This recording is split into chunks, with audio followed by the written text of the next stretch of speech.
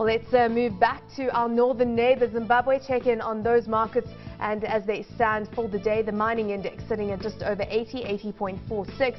And looking at that industrial index, sitting at 186.6, slightly softer, down by 1/5%. Well, let's delve into some of the factors in Zimbabwe this week. We've got inflation reweighting there, new CPI weights like we've had in South Africa. We'll delve into this and more with James Wadi, Group Economist at BancABC.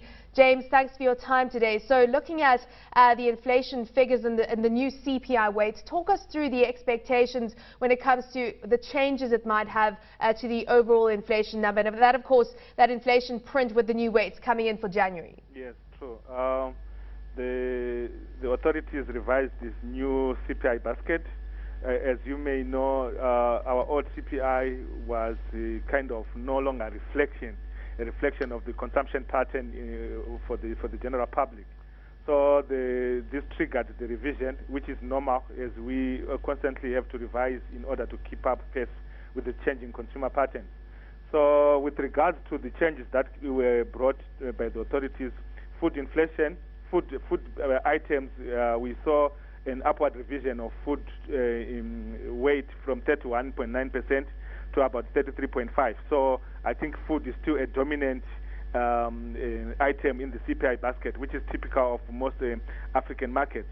The second largest item in the consumer basket is housing, water, and electricity, which now accounts for about 17.7%.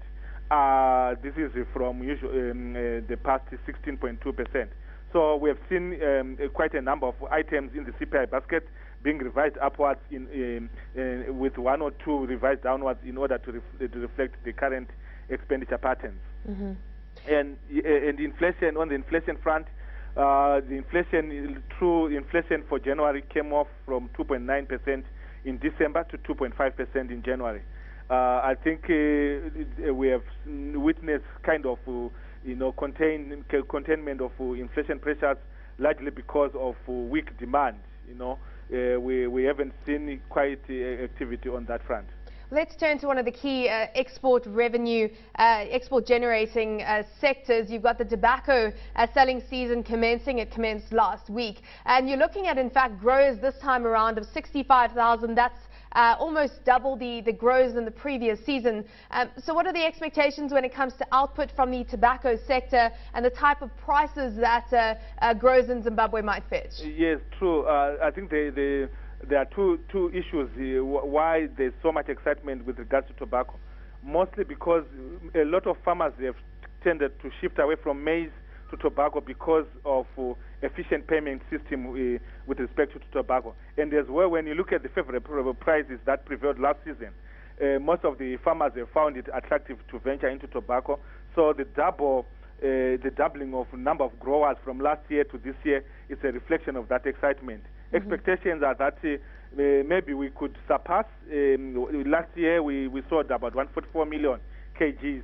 And there's a chance that maybe because of more people growing tobacco, we could surpass that level of tobacco that we saw at the auction floor. But looking at the average crop selling price coming in for last week, sitting at $3.27, that's versus last season's average of $3.58. So you are seeing prices under pressure. I mean, is that a concern? Is that going to offset the increase in output? There's a chance that the prices, in fact, the anticipation is that possibly the prices this year could be better than last year, simply because when you look at the global dynamics, it points to huge undersupply of flavored quality tobacco on the global market. And underpinned by that, the expectations are that it will support favorable prices this year. Well, hopefully that is the case, but the first marketing week showing softness in those prices. Looking at the banking sector, we've also got some figures coming through from the Reserve Bank of Zimbabwe. You've got deposits which have risen by $850 million to $4 billion at the end of December. That is an encouraging sign, a sign of confidence in the banking sector. Is that how you're reading that?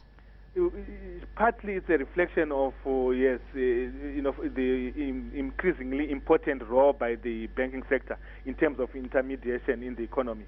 But what is coming through is that some of the banks, because of the liquidity situation, they are kind of slowed down in terms of lending. And one of the issues that we were looking at is to look at the external lines of credit. When we look at the external lines of credit, according to the statistics, it seems like the appetite to take the lines of credit is not significant. It's simply because of the stringent conditions that often come with the lines of credit. So I think we are sort of in a difficult situation because we would have wanted to borrow from external lines of credit, but the tight conditions that come with the lines of credit have made it difficult for business to take those. Yeah, and of course that has broader repercussions when it comes to growth in the economy. James, thanks for your time today. That was James Wadi, Group Economist at BancABC.